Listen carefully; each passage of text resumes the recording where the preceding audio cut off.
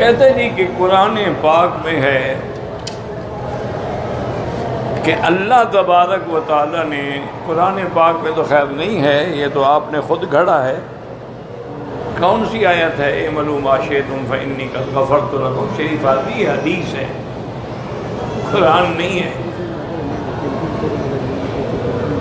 حدیث قدسی ہوتی ہے کہ اللہ کا فرمان ہوتا ہے اور لسان نبوت ہوتی ہے، اس کو کہتے ہیں حدیث قدسی، کہ حکم تو اللہ کا ہے لیکن زبان حضور کی۔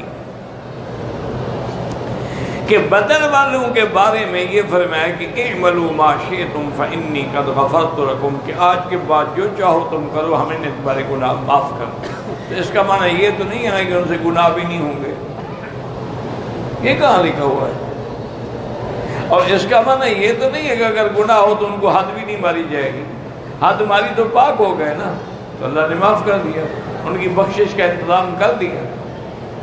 حاتم ابن ابی بلتع بدری تھے، ان سے غلطی نہیں ہو گئی، جب اقرار کر لیا اللہ نے معاف کر دی۔ سیدہ عائشہ پہ تہمت لگانے میں مصطح بیچارہ شریک ہوا، حسان شریک ہوئے، تو ان کے لیے حد جاری ہو گئی، بات ختم ہو، دنیا میں پاک ہو گئے نا، آخرت میں عذاب نہیں ہوگا۔ معنی یہ ہوتا ہے، ایک معنی یہ ہوتا ہے، یاد رکھو کہ پہلے تو اللہ ان کو کوئی ایسا گناہ کرنے نہیں دیں گے جو ان کو جہنم میں لے جائے، اور دوسرا معنی یہ ہوتا ہے کہ اگر ان سے کبھی کوئی غلطی ہو جائے تو اس کا تدارک ہو جاتا ہے توبہ کے ساتھ یا سزا کے ساتھ، کیونکہ جب دنیا میں سزا مل گئی تو آخرت میں اللہ دوبارہ تو نہیں دے گا، حد لگ گئی، بات ختم ہو۔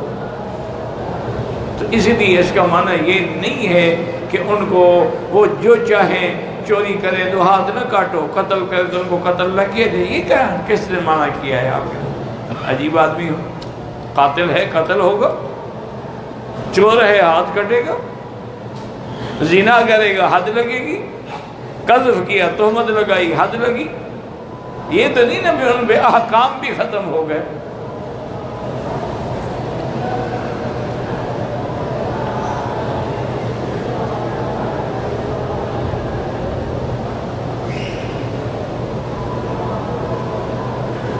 ایک آدمی کی تنخواہ 2500 ریال ہے، جو باہر سبیل میں کھانا دے بھی کھا سکتا ہے۔ آج کل 2500 ریال سے کیا ہوتا ہے؟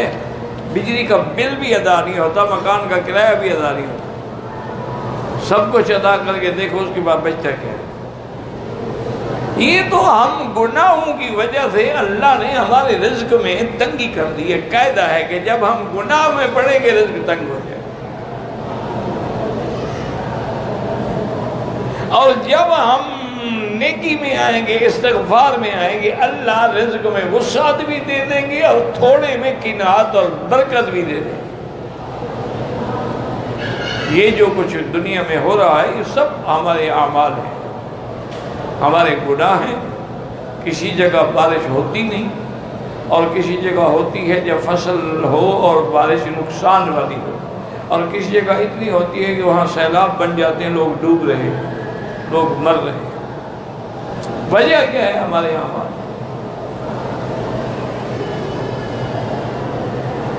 لے سکتے ہیں جی، آپ سبھی لے سکتے ہیں۔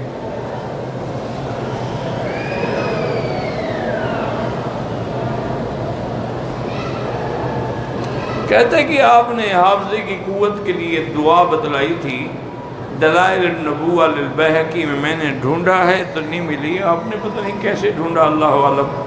مسئلہ ڈھونڈنا یا حدیث ڈھونڈنا کوئی آسان کام تو نہیں ہے، اس کے لیے بڑے بڑے تجربے کی ضرورت ہوتی ہے۔ مجھے یاد ہے ایک دفعہ میں مسئلہ ڈھونڈ رہا تھا اور کئی دن سے لگا ہوا تھا لیکن وہ نہیں مل رہا تھا۔ ایک دن والد صاحب آ کے کھڑے ہو گئے، میں لگا ہوا تھا نا کتاب میں، یہ نکالو یہ نکالو یہ نکالو یہ نکالو، کھڑے رہے۔ تھوڑی دیر کے بعد کہا، بھائی مولوی مکی کیا بات ہے، کیوں پریشان ہو؟ 2-3 دن سے میں دیکھ رہا ہوں، کیا ہے تمہیں؟ میں نے کہا حضرت فلاں مسئلہ نہیں ملتا۔ کہہ دیا عجیب بات ہے، کہو کہ بدری نکالو، کہو کہ بدری نکال۔ کہا اس کو ایسے کھولو، تقریباً آدھے کے برابر میں کسی جگہ یہ مسئلہ لکھا ہوا ہے۔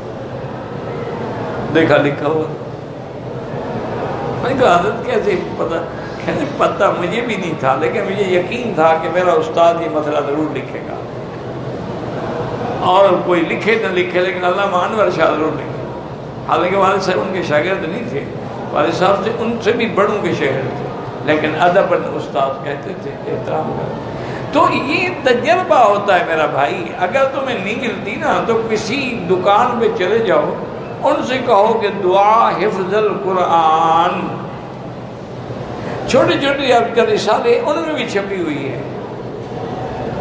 اچھا اسی طرح حضرت شیخ العزیز رحمۃ اللہ علیہ کے جو رسائل ہیں نا، فضائل اعمال، فضائل قرآن، فضائل، ان کے اندر بھی میرا خیال میں کسی جگہ ہے۔ تو یہ تو تمہیں نہیں ملے گی۔ ایک بات سمجھ آ گئی مجھے، تم دلائل نبوت پڑھنا نہیں جانتے، ڈھونڈو گے کیسے؟ تو تم کسی مکتبے میں چلے جاؤ، اسے کہو مجھے حفظ قرآن کی دعا چاہیے۔ اچھا مشکوٰۃ شریف کے آخر میں بھی کہیں لکھی ہوئی ہے، اور شروع ہوتی ہے اللہم ارحمنی بترک المعاصی ابدا ما ابقیتنی وارزقنی حسن النظر فیما یرضیک عنی اللہم بدیع السماوات والارض یا ذا الجلال والاکرام۔ جمعرات پڑھنی ہوتی ہے، اور اس کا طریقہ ہے پڑھنے کا، 4 رکعتیں پڑھیں گے، پہلی رکعت میں یہ سورت، دوسری میں یہ سورت، تیسری میں یہ سورت، چوتھی میں یہ سورت، پھر یہ دعا مانگیں گے۔ اور جو آدمی یعنی بالکل، ہمیں تو حضور کی ہر بات پہ یقین ہے نا، اگر کوئی آدمی 7 جمعراتیں پڑھ لے نا، اس کو پھر کوئی چیز بھولے گی نہیں کبھی۔ حضرت علی فرماتے تھے میں بھول جاتا تھا، حضور نے مجھے سکھائی، میں نے 3 جمعراتیں پڑھی، اس کے بعد مجھے تو کچھ نہیں بھولا زندگی میں۔ ہمارے بڑے بڑے اساتذہ تھے، یعنی ایک ایک صفحے کی حدیث ایک دفعہ پڑھ لی پھر یاد پڑھ۔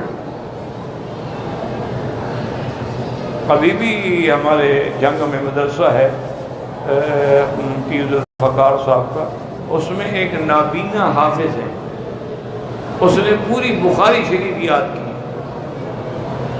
انہوں نے اب یہ کلاس شروع کی ہے، یعنی صرف وہ نہیں، اور بھی لڑکے ہیں یاد کر رہے ہیں، کلاس شروع کی ہے کہ پوری بخاری شریف یاد کرواؤ، جیسے منزل پڑھتے ہیں ایسے حدیث پڑھیں۔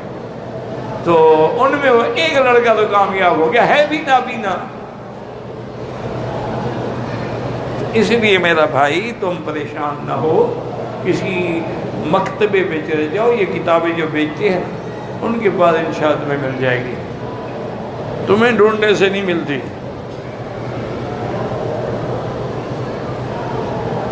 ہمارے علاقے میں گاؤں میں ایک طرف مسجد ہے، دوسری طرف عیدگاہ ہے۔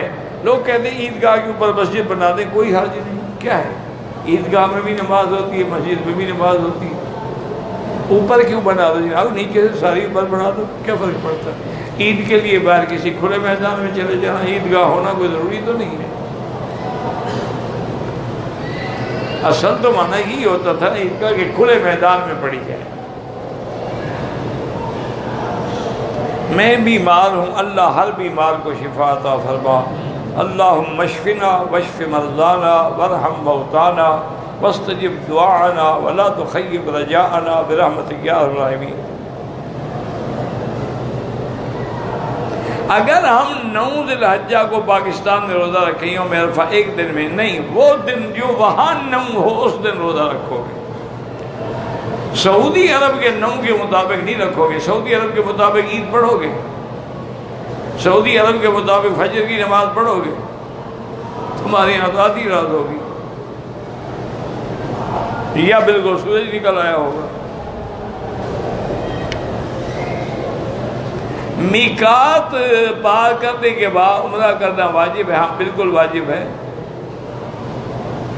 اگر میقات سے روانہ ہوئے عمرہ نہ کیا، بعد میں عمرہ کیا، میقات سے دم واجب ہے۔ اگر اسی میقات پہ واپس آ کے عمرہ کر لیا تو دم نہیں ہے۔ ورنہ ایک بات یاد رکھو، میقات بنایا کیوں گیا ہے؟ اگر تمہاری مرضی پر ہے کہ مرضی ہے تو باندھو اور مرضی ہے تو نہ باندھو، پھر چوکی لگانے کی کیا ضرورت ہے؟ میقات بنائی اسی لیے گئے، وقت رسول اللہ صلی اللہ علیہ وسلم 5 مواقیت، حضور نے یہ 5 میقات مقرر فرمایا، ہن لہن ولمن اتی علیہن، جو آدمی وہاں سے گزرے یا اس کے محاذات سے گزرے، جیسے کہ ذل حلیفہ ہے، ذات عرق ہے، قرن المنازل ہے، یلملم ہے، یہ سارے 5 میقات ہیں۔ ان پر جو آئے وہ بغیر میقات، تاکہ اس کے دل میں اللہ کے گھر کا تقدس، عزت، عظمت پیدا ہو کہ ہاں اب میں خدا کے دربار میں جا رہا ہوں۔ اور سب سے بڑی بات یہ ہے کہ سرکار دو جہاں نے کبھی میقات سے بغیر احرام کے تشریف نہیں لے آئے، ساری زندگی صرف ایک دفعہ تشریف لائے جب مکہ فتح ہوا، اور اس کا بھی اعلان فرما دیا کہ ان اللہ رخص لی، اللہ نے مجھے اجازت دی ہے کہ میں احرام نہ باندھوں۔ باقی ٹھیک ہے، بعض ائمہ فرماتے ہیں اس کی نیت نہیں ہے، کہاں ایک ہے کام کا آدمی ہے، ڈرائیور ہے، روز جاتا ہے آتا ہے، اس کے لیے گنجائش ہے۔ آپ اگر کبھی جاتے ہیں یا زیارت کے لیے جاتے ہیں یا سیر و تفریح کے لیے جاتے ہیں، میقات سے احرام ضروری ہے۔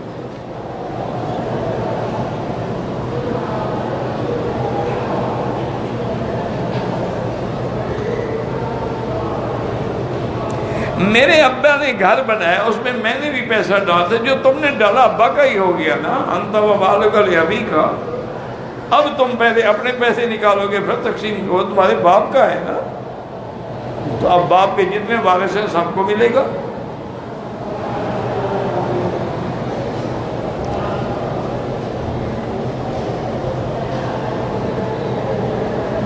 اجتماعی دعاؤں کا معنی یہی ہوتا ہے کہ ید اللہ علی الجماعہ، اللہ کا ہاتھ جماعت پہ ہوتا ہے۔ استسقاء میں اجتماعی دعا کیوں مانگتے ہو کہ سب نکلو باہر، نماز بھی پڑھو اور اللہ سے بارش کی دعا بھی مانگو؟ معنی یہ ہے کہ اجتماعی دعا میں برکات ہے، اس میں کوئی نہ کوئی ایسا اللہ والا ہوتا ہے، اس کی وجہ سے اللہ ہماری بھی قبول فرما لے گا۔ حضور پاک نے استسقاء پڑھا ہے یا نہیں پڑھا؟ تو وہ اجتماعی دعا ہے کہ نہیں؟ اچھا، یہاں پورے رمضان شریف میں جو وتر پڑھاتے ہیں وہ اجتماعی دعا ہوتی ہے یا اکیلا اکیلا پڑھتے ہیں؟ ختم قرآن پر جب دعا ہوتی ہے اجتماعی ہوتی ہے کہ ایک ایک کی ہوتی ہے؟ ابھی تک اتنا زندگی گزر گئی ہو، دعا کرو اللہ ہمارے خاتمے ایمان پہ کر دے، ان چھوٹے چھوٹے مسائل پہ نہ الجھو، شکر کرو کوئی مانگتا تو ہے۔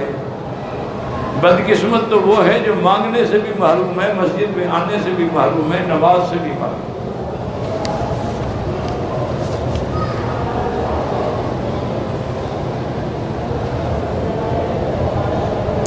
میں مکے میں 3 سال سے رہتا ہوں، میں ریاض گیا تھا 40 دن کے لیے، واپسی پہ عمرہ نہیں کیا، دم ہے؟ شکر ادا کیا تم نے کہ 3 سال اللہ نے تمہیں مکے میں رکھا ہے، واپس آتے ہوئے یہی کعبے کی عظمت کی کہ احرام باندھ کے بھی نہیں آئے۔ فوراً عمرہ کرو ورنہ دم دینی ہوگی۔ طائف جا، چونکہ ریاض سے آتے ہوئے میقات طائف والا ہے، اگر بائی روڈ ہو، بائی ایئر ہو تو پھر ریاض ایئرپورٹ سے۔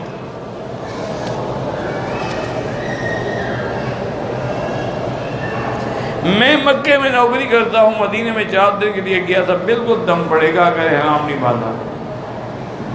مدینہ منورہ میقات ہے، اور پھر تمہیں اللہ مفت، لوگ لاکھوں روپے خرچ کر کے عمرے پہ آ رہے ہیں اور تمہیں اللہ مدینہ پاک کا مفت عمرہ نصیب کر رہا ہے، بڑی ناشکری ہے بھائی۔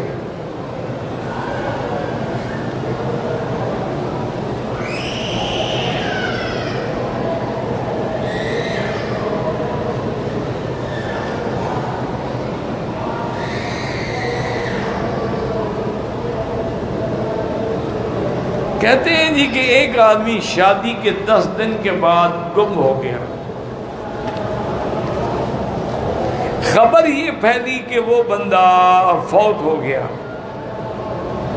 بیوی نے دوسری جگہ شادی کر دی، 20 سال کے بعد وہ بندہ واپس آ گیا ہے۔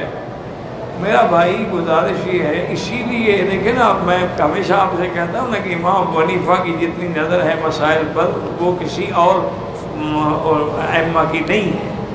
وہ فرماتے ہیں کہ اگر کسی کا خامد گم ہو جائے، زوجہ مفقود الخبر، تو 80 سال انتظار کرے۔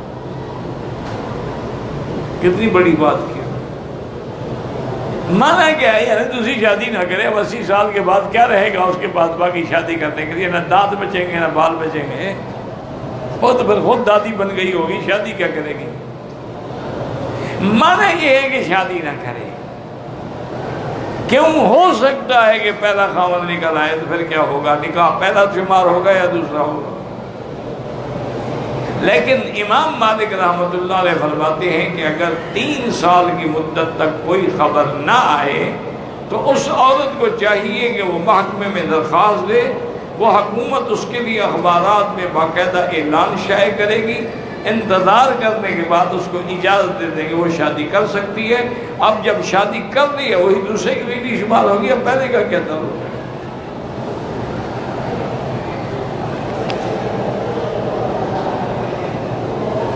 ایک آدمی نے حرم سے باہر غسل کیا، کپڑے پہن کے نیت کیا، پھر مکے آیا، مکے سے احرام باندھا، عمرہ نہیں کیا. واہ بھائی واہ! مکے سے کون سا احرام ہوتا ہے عمرے کا؟ مکے سے تو کوئی عمرے کا احرام نہیں ہوتا، تو حج کا احرام. اہل مکہ من مکہ، یعنی جو حج کرنے کے لیے جائیں گے وہ مکے سے احرام. اگر عمرے کا احرام مکے سے جائز ہوتا تو بی بی عائشہ مکے میں تو موجود تھی، حضور ان کو تنعیم کیوں بھیجتے احرام باندھنے کے لیے؟ فرماتے احرام باندھ لو اور جا کے عمرہ کر لو. تو بہرحال تم نے غلطی کی ہے، دوبارہ عمرہ کرو اور اپنی اصلاح بھی کرو. واللہ اعلم. اللہم صلی علی سیدنا محمد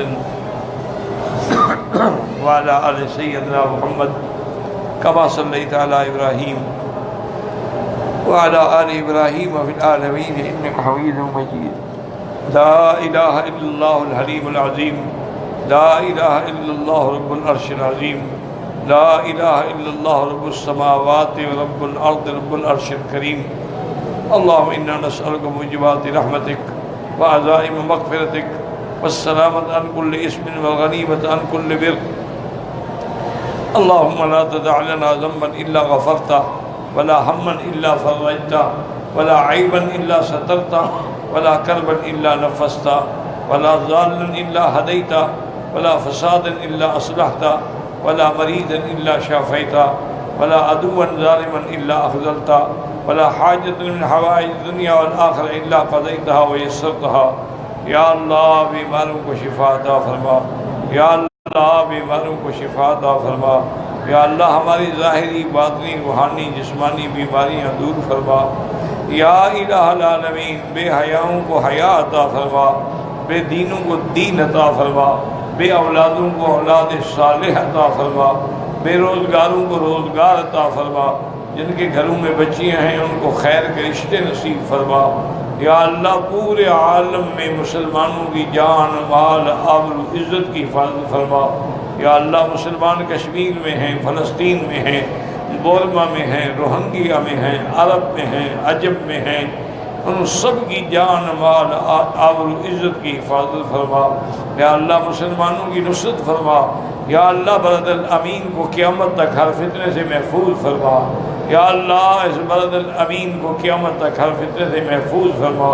یا اللہ پاکستان کو یہود اور حنود کی سازشوں سے نجات عطا فرما، حفاظت فرما. مسلمانوں کا ایک غریب ملک ہے میرا اللہ، رحمت فرما. یا ارحم الراحمین یا ارحم الراحمین، ہمیں تو مانگنا بھی نہیں آتا، بغیر مانگے عطا فرما. یا اللہ پورے عالم میں جتنی مسجدیں ہیں، مدرسے ہیں، معاہد ہیں، معابد ہیں، دین کے ادارے ہیں، ان سب کی حفاظت فرما.